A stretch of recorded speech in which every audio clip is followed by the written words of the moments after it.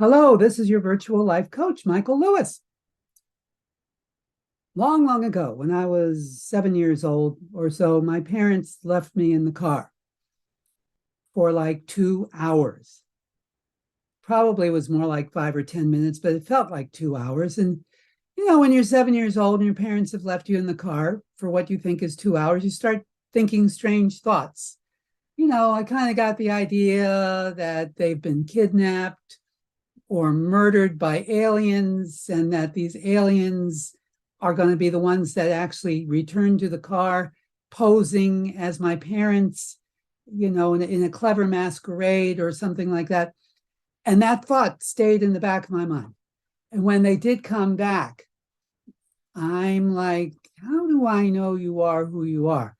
And I catch myself watching them, trying to catch them at a mistake. But they were so well briefed about everything about my parents that they were very, very convincing. And sometimes I actually believed them. This went on for years, through bar mitzvahs and college and weddings, and it stayed there until the days they died. There's a little nagging suspicion in the back of my mind. Are they really who they say they are? What happened to my real parents? Sort of thing. They had been trained very, very well. And of course, it was ridiculous. And of course, it was silly. And of course, they were my actual parents. But that thought was still there.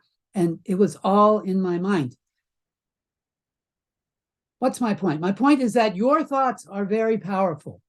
If you think something, it can become very, very real. If you think something negative, like this is going to be a really rotten day, you will most likely have a really rotten day. If you think, she'll probably say no, and you really believe it, there's a good chance that she will say no. That's how powerful you are. I'm not talking about thoughts that come in uncontrolled or tunes that run through your mind. I'm talking about those little and big decisions, those conversations you have with yourself inside your head.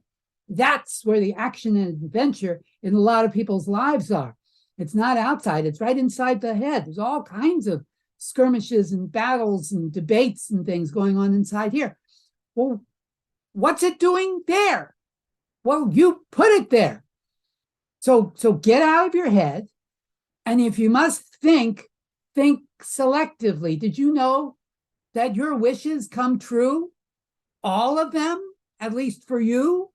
And the catch is, you don't have to say, I officially wish, for it to count as a wish. It's just a thought. Now, are you getting all introverted now because you're now worried about what you're thinking about all the time?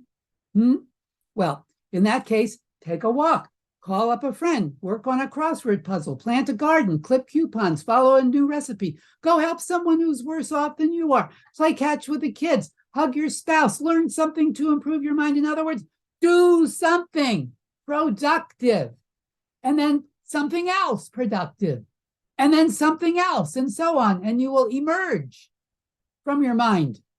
You know that old saying, the idle mind is the devil's playground? That's true.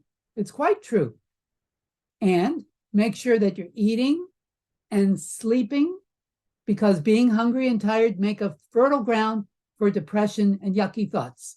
And that's all I have to say for now. So until next time, love each other, take your vitamins, observe posted speed limits, play nice, and never lose sight of who you are.